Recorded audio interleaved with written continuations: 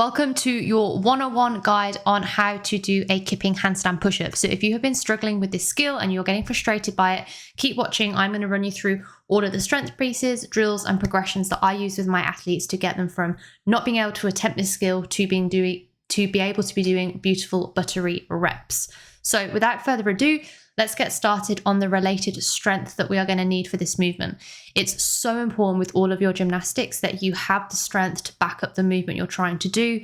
If you don't, you'll be doing drills forever and ever and never actually get to the movement. So I always say that you need to be doing at least 50% of your training time as related strength and then 50% as skill. And that's for each movement that you're doing. So if you're practicing your handstand push-up on 2 sessions each week, then dedicate one of them to strength and one of them to the skill, or split them half-half.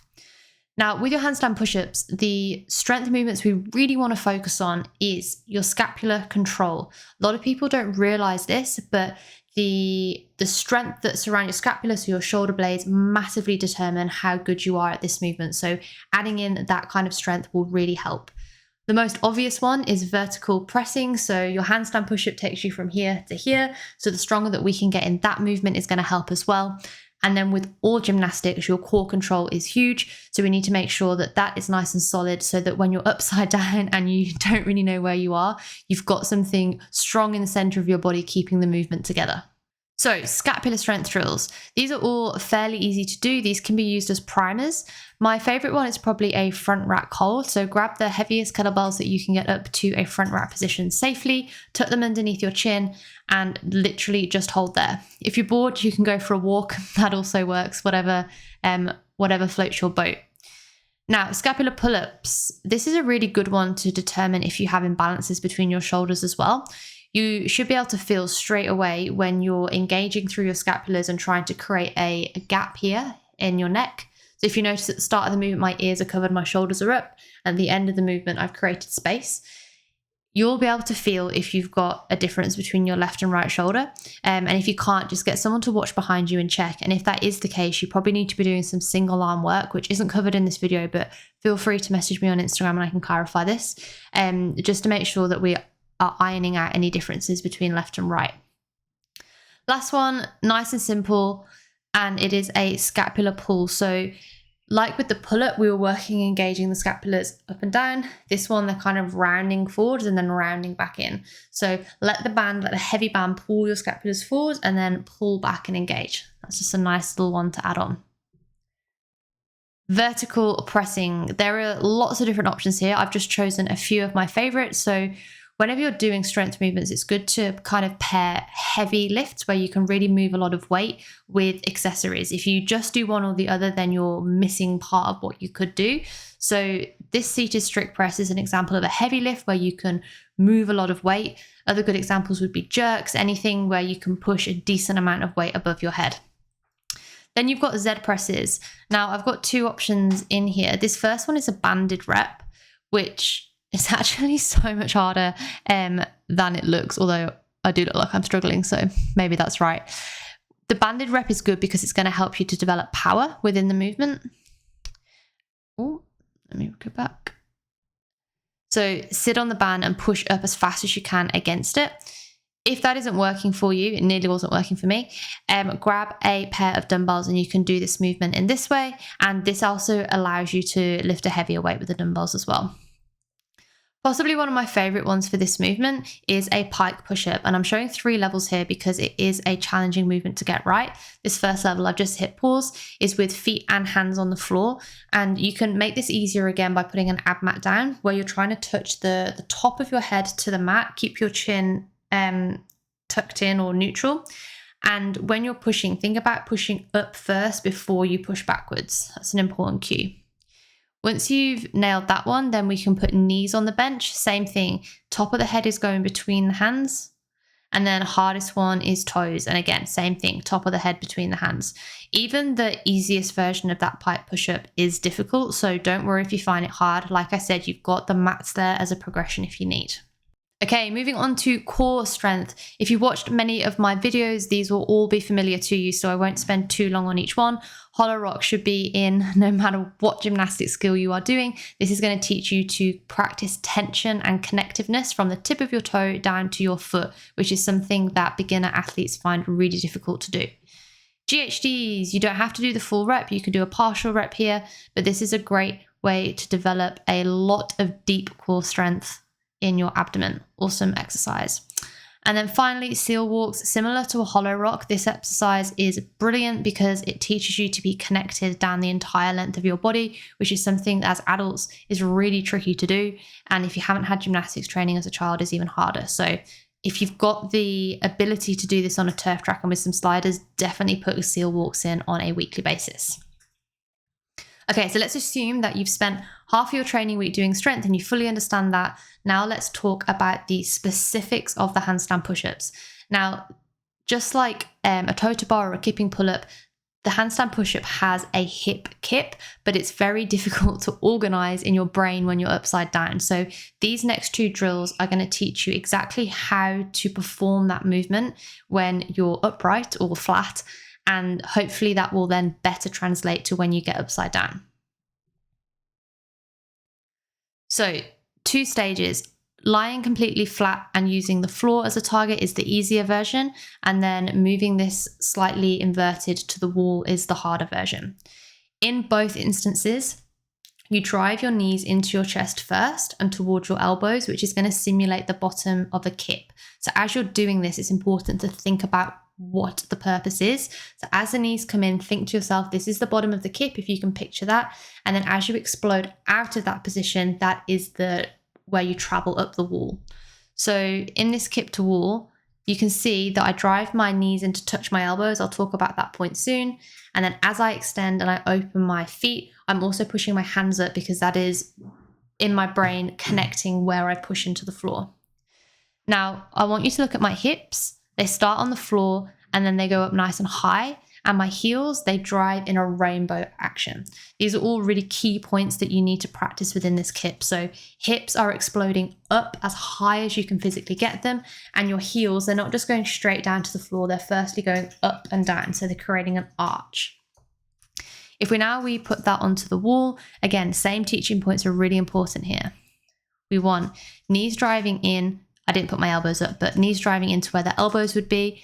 And then as you explode, you're driving the hips up as high as you can. And the heels are creating a rainbow. So they're not just going straight up on a diagonal, they're going kind of around and up. So they're creating an arc.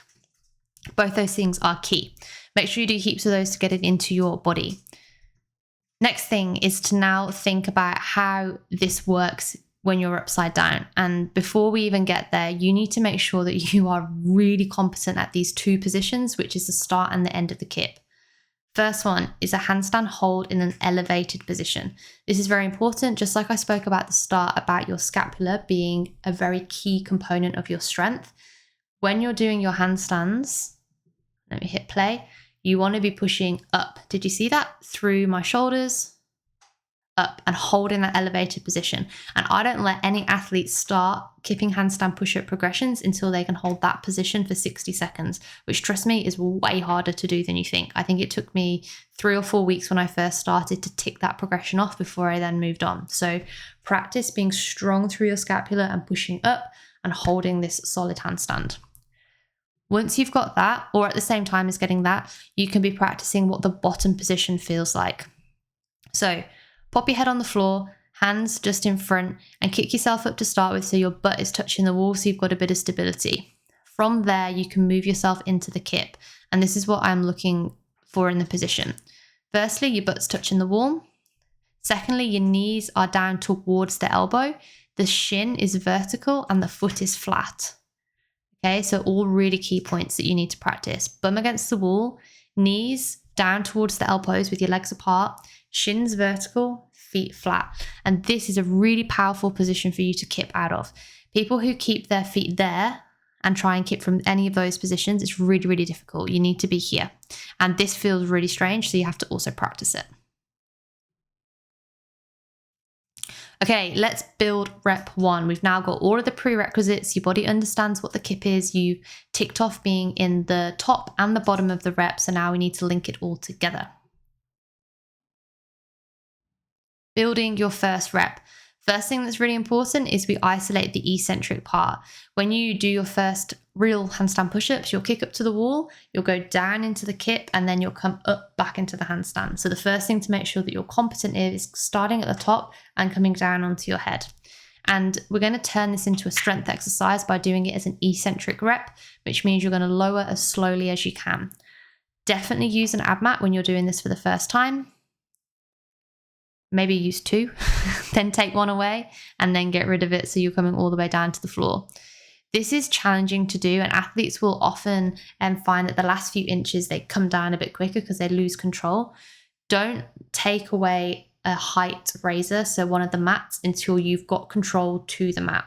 And you want to be able to do this all the way down to the floor. Basically, the height that you can do this drill to is the height that you can do a handstand push-up to. So if you can only do this to an ab mat, you can probably only do handstand push-ups with an ab mat, if that makes sense. So train this to get flush to the floor, because then you will have the capacity to do the full movement.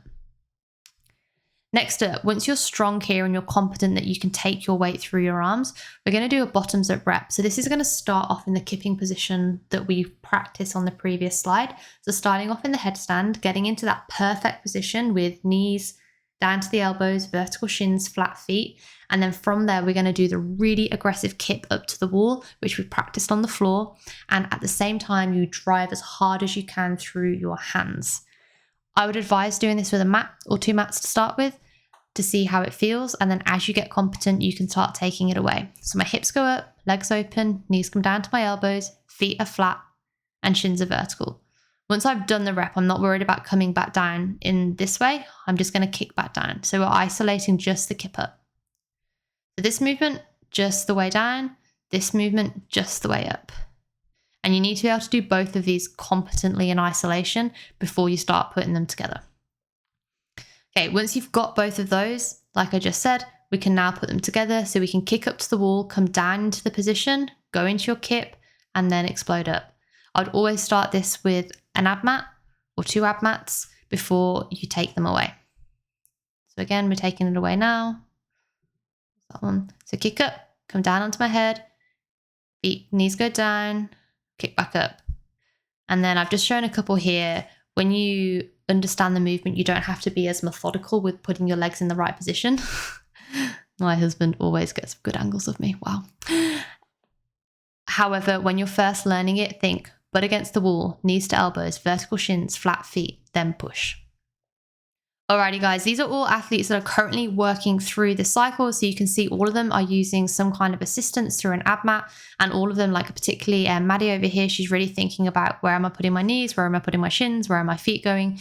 All of these athletes started from not being able to do a rep at all, and they've all worked through the exact sequence of events that I've taught you in this video, doing half the work on strength, half the work on skill, and working through the progressions in that order, only progressing when they can do the previous one well. So if you're struggling, please follow this video, because I promise you it does work.